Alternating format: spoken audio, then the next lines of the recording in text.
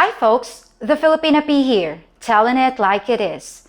Today I'm gonna show you something that might be unpleasant to watch, but it's a fact of life here in the Philippines. The street people. Now there are homeless people in almost all large cities around the world, but their situation is often attributed to mental health issues and drug addiction. The important point to keep in mind when considering the street people here though, is that the reasons are often purely economic. People with no opportunities. People with no past and no future. People who are just trying to live to see tomorrow. People with nowhere to go. And because I'm a local that speaks the language, I can get interviews from people who wouldn't normally talk to anyone else. I can go places other people can't. And today, I'm gonna use that to my advantage as I hit the streets of Cebu, interacting with the very people that others would rather avoid. So let's see what's really going on out there, on the mean streets of the nation's second largest city. I think some truth bombs are about to be dropped. Hey guys, good afternoon. I'm here in Cebu City, and while walking along the streets, I found this family living here in the streets. So I asked them if they can be interviewed, so let's get to know them. Come on, let's go.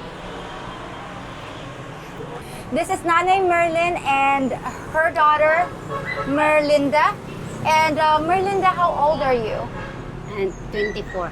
24. So Marlinda is 24 years old. Nanay, how old na? Ilan na yung mong edad, Nanay? 46. 46? 46. So Nanay Merlin is 46 years old. So Marlinda, how long have you been living here in the streets of Cebu? Pila na mo katuig gapuyo diri? Dugay na eh. Dugay na kayo? Dugay na. Gagmay pa sila. Gagmay pa sila. So Nanay said they've been living here all their lives since she was a kid, and it's been years. So they basically just grew up here in Cebu City, in the streets of Cebu City. So Nanay, how do you guys eat? Unsa ninyo pagkaon? Unsa mag-usab? Mga ikot na. Mga mo. Dili mga ikot tao, mga Okay. So Nanay said they're begging for food. So how many siblings were you? Like how many brothers and sisters do you have? 10. 10. So in total there were 10. So Nanay, where's your husband now? Where's the father of Marlinda? So they split. So basically a broken family. Ikaw yung nambiya? Okay. So Nanay left the husband. Huh? Okay. So Nanay said they split because her ex-husband was a womanizer, even though he can't afford to feed the family. So, how do you guys get your drinking water? Asa mo magkuha sa inyo mga drinking water? Bayad mig 5. Asa diha na ay kuan? O kanaat lang ba? Na ay bomba or Ay pump? dili ka nang kuan ra garipo bayad mig 5. Okay, so they're getting it from a private household. So they're paying 5 pesos for water, which is about 10 cents. Is it like drinking water, Nanay? So that's drinking water. Where do you guys shower? Asa mo maligo? Diri ra daplin. Here? Just beside? Oh, diha. Okay, so basically they just take a shower here. So they just... mag-ali ra miya ng sakyanan. Di mi Okay. ka kaligo kay di mi ka kasamong botbot. Okay, so Nanay said they don't take a shower during daytime because it's a lot of people. They do it at night, and they're hiding themselves in the between cars, and it's actually here. Actually, there's a car in front of me, and they take a shower over here in this area. So it has been like that since Nanay, since you guys started living in the streets. Ingana na dyan na inyong way of living, maligo mo direra. Oh. Okay. Okay, so Marlinda, this is your baby, right? How old is your son? 6 months. 6 months. So Marlinda has a son who's 6 months old, and I hope you don't mind my asking, where is the baby, I mean the dad of your baby? Asa na ang papa? Patay na. Namatay na. Pag sure ba? Asa di ang dato niya? Kuan kanang nakuan siyang kuan siyang may asawa. Nang ibang bahay? Nang ibang bahay. Na ang sasawa? Minyo daan. Okay. So, unfortunately, Marlinda's ex, who's the dad of the baby, is no longer around because apparently he's got his own family. And did you know that he's got a family before you got pregnant? No. So Marlinda said when they got together, she has no clue. So that was devastating then. Nasakitan ka tong paglakaw ni or wala jud? Wala po. So he never supported you and the child, no? Daghan siya anak pat dana 5. So you just found out the guy has 4 children from different women, and then this is his 5th. You knew this after you guys broke up. Na kabalo ra ka nga ingana di nga kadaghan niyang anak. Oh my God, Marlinda, how would you raise your son here in the streets? Unsa nimo pagpadako sa imong anak kung naa ra ka diri nagpuyo sa kalsada? Kuan lang. Mudako raman na siya kung bisag namin sa kalsada patugog tarong. Okay, as long as makakaon ra mo. Makakaon rami. Okay, so Marlinda said as long as they can eat and they have shelter here, she'll make sure that her son would grow up healthy. She's making sure that the son will get the best part of the shelter. And how would you send him to school? How would you send him to school if you're just relying on other people? Kamot nga maka-eskwela ang akong anak. Okay, so are you planning? So she said she's gonna work hard for it. So are you planning to get a job so that you can send your son to school? One of the jobs that they can do here is like parking attendant. They're not working for the government, but you know there are a lot of people here that help other drivers to look for a parking space. They don't own the space, but since this is like an abandoned building, no? This is like an abandoned building here, and there's enough space in front. So there are truck drivers, car drivers that want to park in this area, so they help them park the car, or sometimes they guard the car, and then in exchange they get a couple of pesos from the owner of the cars, right? So how much do you guys get in average in a day? Makita na mo usay 200, usay 100. Okay, so Marlinda said they can earn from the parking business, being a parking attendant in this area, about 100 to 300 pesos. It depends on the traffic.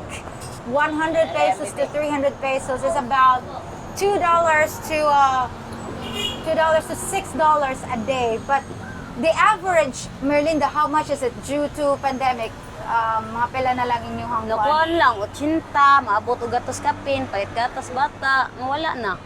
So, recently, due to the pandemic, according to Marlinda, they're earning about 80 pesos to 100 and something, like 150, makabot na 150. So, 80 pesos to 150 pesos. It's about, it's like $2 to $3 a day. So, just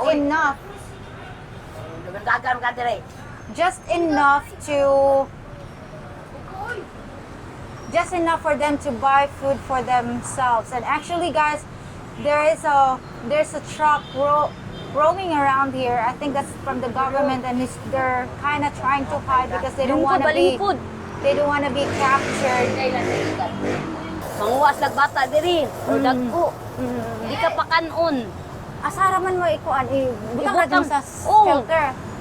Daghan mo dito. Daghan.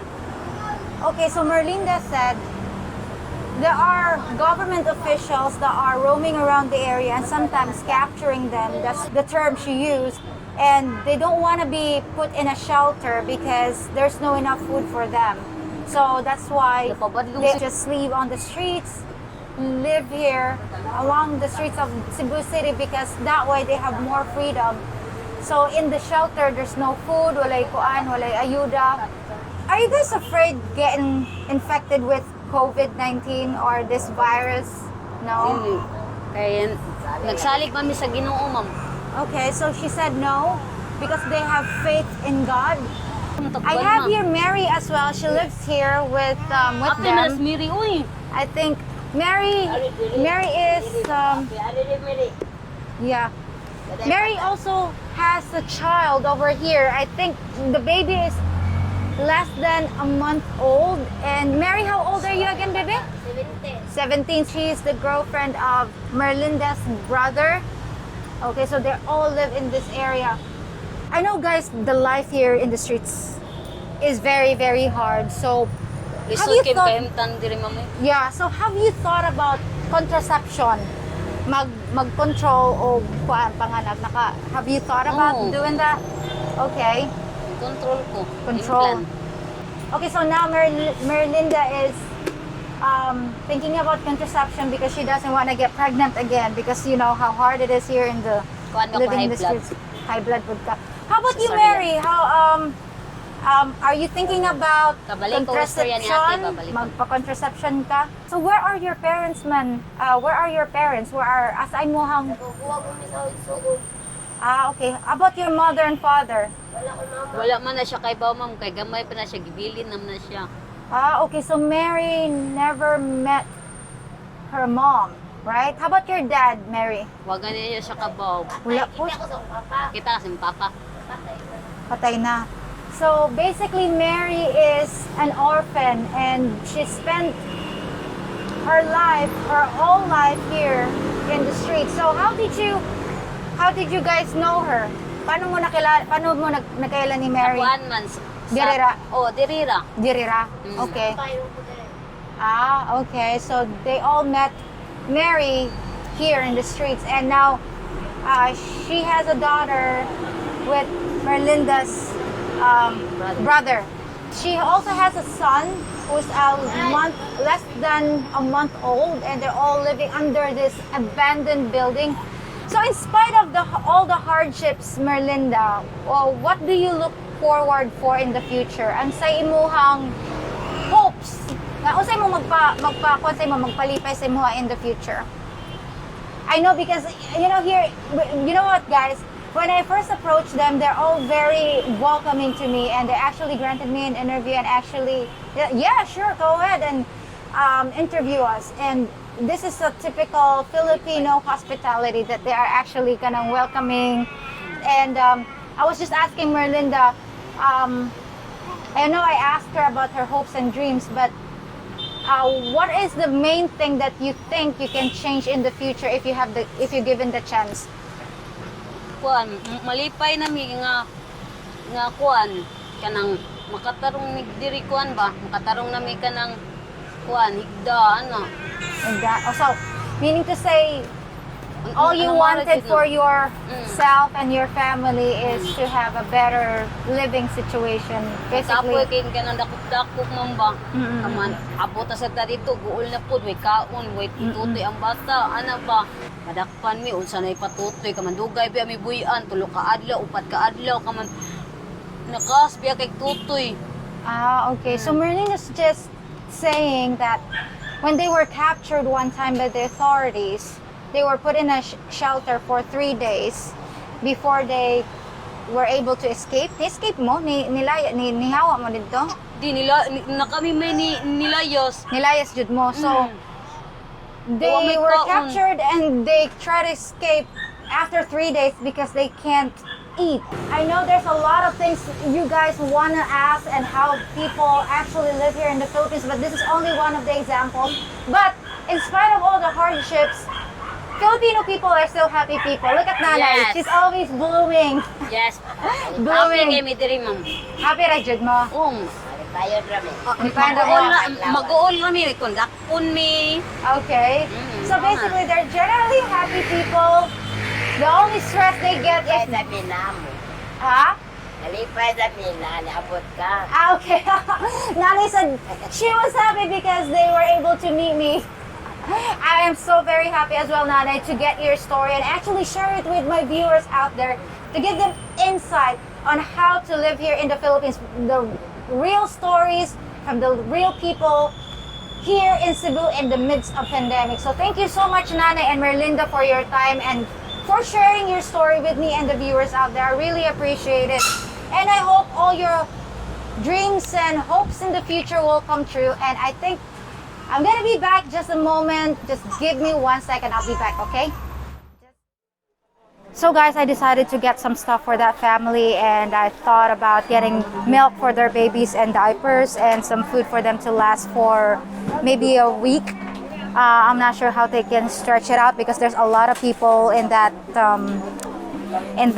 family. There are like at least 10. So I got some spare money from this trip. So I think I'm doing something nice for people, and also it's like food for the soul. So let's go check it out, guys. Ta-da, ta-da, let's go, let's go. Ta-da, ta-da, let's go, let's go. Yay! Here! I'm back! Ko, kachilo na, iblihan na to. Tanaw na to, tukuan. So, guys, I'm back here at Nanay Merlin's place and Marlinda. Ayun, lingkori ang bata! Oh, okay, ikaw ablihin na, ablihin. Ablihin. Salamat. Ha? Next time si Nanay. Kaon may lami. Nanay said they can eat something tonight. Hello, Nanay. Okay. Sige, ablihin, Nanay. Go. Coffee. Kape ako, Bi. Kape. Yan, ito nga, nani. Oh. Yan, order. Oh. Yay, so we got also milk for the babies. Milk for the babies.